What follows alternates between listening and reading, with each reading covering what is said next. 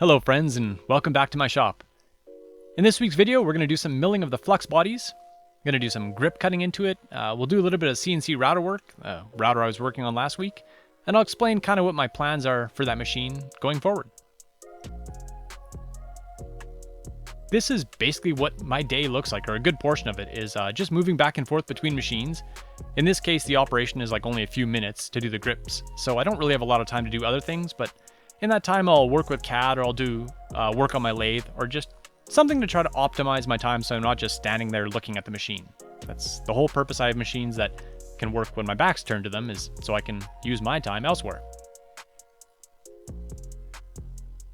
Speaking of using my time elsewhere, a lot of my time, not a lot of it, but some of my time is just moving cameras around to get different shots. So recently I had a friend who had this 3-axis cinema rig, and he was willing to sell it for me, or sell it to me, for a very fair price. So thank you very much, Mr. Friend. I'm getting a ton of use out of this, and I'm really enjoying it. It's a 3-axis rig, so it can point the camera in 3 axes independently, and you can program it and keyframe it and do all kinds of crazy stuff. I've just scratched the surface on it. Like for instance, this is a single axis panning shot top down. Very, very basic, but you can do so much more with this, so I'm really enjoying playing with it, and that's why you're seeing a lot more moving shots, because it's quite fun to play with. After the pens are machined, I basically will just, first I press all the magnets into the end caps on this particular pen, and then I'll go ahead and do a full assembly of the pen. I like to do a full assembly before cleaning and before final surface finishing. That way if I encounter any issues, if there's a tight thread or there's something that's not fitting perfectly, I can very quickly remachine it and I don't have to worry about marring up the finish. Once it's cleaned and polished and final turned, it's kind of annoying to rework it, so right now is the time to find errors.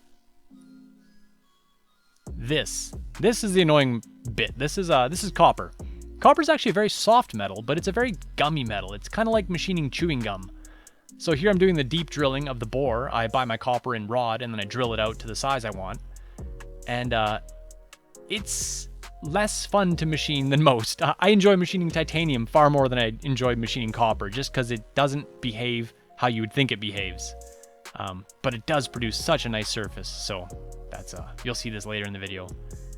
This is me cutting that grip pattern into it, and before I go and fully CNC this operation, I have it broken out into a bunch of smaller operations. So here it's machining, that's actually a curve. It looks like it's just going back and forth, but it's doing a slight curve up and down.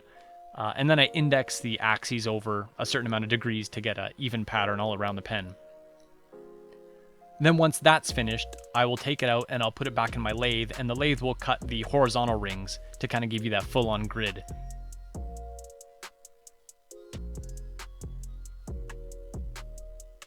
Here I'm measuring out the grip pattern just to get my rough center.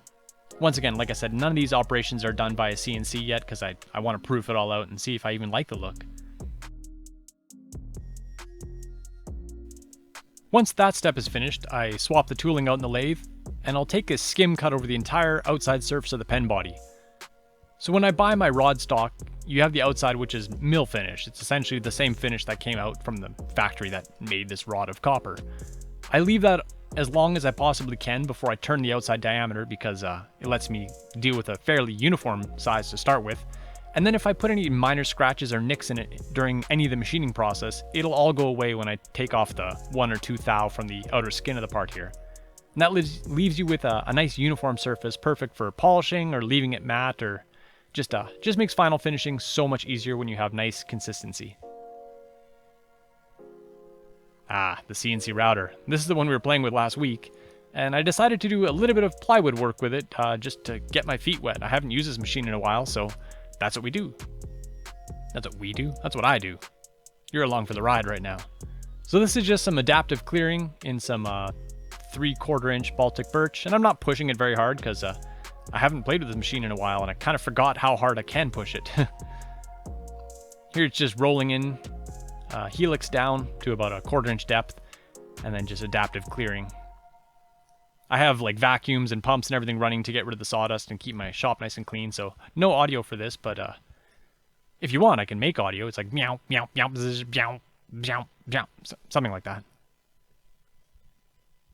So the router ended up cranking out this little box. I just wanted basically organic shapes to play with, and I made it conveniently the size of a pen because I was experimenting with pen case ideas in my head.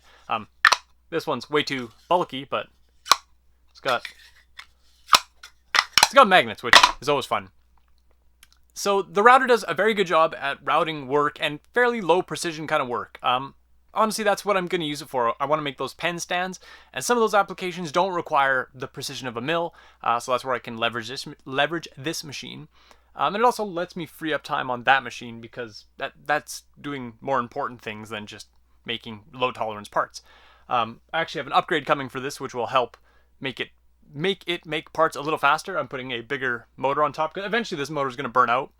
So I bought a 3-phase motor that we'll put in there in a VFD and all that jazz, but that's going to be a little ways down the line. Another use I thought of for this router that you're currently sitting on is in the past I've done aluminum work on it, and while it can mill aluminum quite well, it doesn't mill it to a super high tolerance, at least not a tolerance I require for this product that I have coming up in the future. But the one thing it can do is with a palm router, it's got a big it's got a large wood router inside of it, which spins at like 24,000 RPM. That, combined with like a single flute cutting bit, will make short work of roughing away aluminum. And that's its strong suit. Not high precision, but it can remove a lot of material quite quickly. So what I could do is machine like 90% of the product I want on here and then transfer it over to the mill, and the mill can just basically clean up the sides and make it pretty. And it doesn't have to worry about just hogging away material because its time can be better suited to milling things I can't use this for, like titanium and stainless and all the crazy stuff. So I like to use every tool I have and leverage them as much as I possibly can. It's a small location, so I like to make everything has to pay its rent. So this machine will work for that application quite well. With this ominous underlighting, that once again brings us to the end of this week. I have a bushel of work to do because December and whatever comes after December, January and February, they seem to be my busiest months. I think people want to buy things for people they like as gifts, and then after Christmas, everybody wants to buy things that they want. So this is my kind of busiest time in the next little bit, which I'm super pumped for. And yeah, now I can flip all my attention basically over to the bolts and carry on with those because those are so much fun to make, and keep messing around with that titanium work because I want to make a full titanium bolt. That's on the agenda, and just lots of things. Lots and lots of things. And shooting video. I love doing this. So I'll see you guys next time. Take care. Next week, right? See ya. Bye-bye.